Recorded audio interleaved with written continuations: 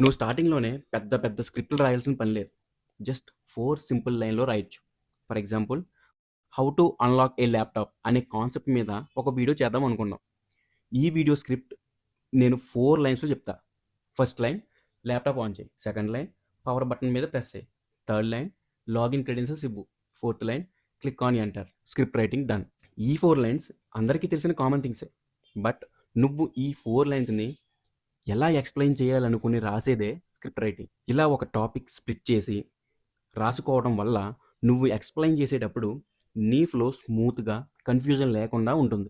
Third one వచ్చేసి నేను video recording night చేస్తున్నా. సడన్‌గా లైట్ ఆగిపోయింది. అప్పుడు నా వీడియో చూసే ఆడియన్స్ చేసే నెక్స్ట్ థింగ్ నా వీడియో స్కిప్ చేయడం. నీ ఫేస్ ఆర్ నీ వీడియో చూడడానికి అన్‌రియల్‌గా లైక్ ఒక సైడ్ టూ డార్క్ లేదా టూ బ్రైట్ లేదా అన్‌క్లియర్‌గా ఉంటే వ్యూవర్స్ నీ వీడియోని స్కిప్ చేస్తారు. వీడియో చూసే ముందు మొత్తం ఎన్వైర్న్మెంట్‌ని సరిగ్గా చెక్ చేసుకొని అంతా బాగుంది అనిపించాక వీడియో చెప్తే బెటర్.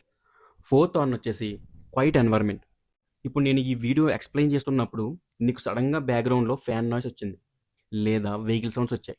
లేదా ఇంట్లో ఉండే పర్సన్స్ డిస్టర్బెన్స్ వచ్చాయి. లేదా టీవీ సౌండ్స్ వచ్చాయి. లేదా బయటున్న చింటూ గ్యాంగ్ సౌండ్స్ వచ్చాయి. ఇలా డిఫరెంట్ డిఫరెంట్ సౌండ్స్ వస్తూ ఉంటే నీకు ఈ వీడియో మీద ఉండే ఇంట్రెస్ట్ పోతుంది.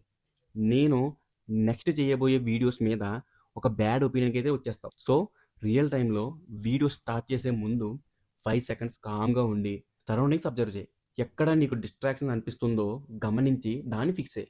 For example, turn off the fan, close the door, record in an quiet time like morning or evening.